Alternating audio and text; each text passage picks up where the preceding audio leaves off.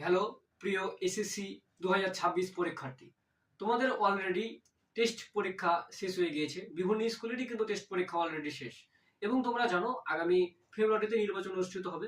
অর্থাৎ তোমাদের নির্বাচনের পরে মার্চে যদি পরীক্ষা না হয়, মার্চের শেষ সপ্তাহে অথবা তোমাদের এপ্রিলে, মার্চেও কিন্তু তোমাদের পরীক্ষা হওয়ার সম্ভাবনা নেই, কারণ মার্চের মধ্যে রয়েছে রোজা এবং অবশ্যই তোমাদের রোজার পরে পরীক্ষা হবে।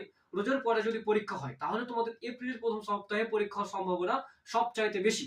এখন তোমাদের একটা কথা অবশ্যই মনে রাখতে হবে।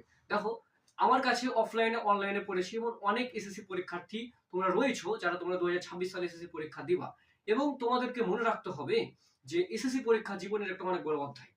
এই অধ্যায়ের ফলেই তোমরা কোন কলেজে ভর্তি হবা, তোমরা কলেজটা কোন পাবা। এখন ধরো ভালো কলেজে তোমাদেরকে চান্স পাইতে হবে, কারণ তোমাদের এরপরে লাইফটা এইচএসসি লাইফ সবচেয়ে ইম্পর্টেন্ট। তার আগে তোমাদেরকে এসএসসি লাইফটা ভালো করে ক্লিয়ার করতে হবে, ভালো মার্কস নিয়ে ভালো সম্মানের সাথে।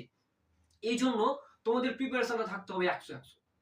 এখন 100-100 প্রিপারেশন যদি রাখতে চাও, তাহলে তোমাদের কি কি টপিক ইম্পর্টেন্ট রয়েছে এবং কি কি টপিকের উপর তোমাদের জোর দিতে হবে এবং কোন চ্যাপ্টারগুলো ভালো করে পড়তে হবে এবং বইটাকে ভালো মতো আয়ত্ত করতে হবে, এটার জন্য তোমাদেরকে যথেষ্ট পরিমাণে নিজেদেরকে প্রস্তুত রাখতে হবে এবং তোমাদের পড়াশোনাটাও সেই লেভেলে প্রস্তুত নিয়ে রাখতে হবে।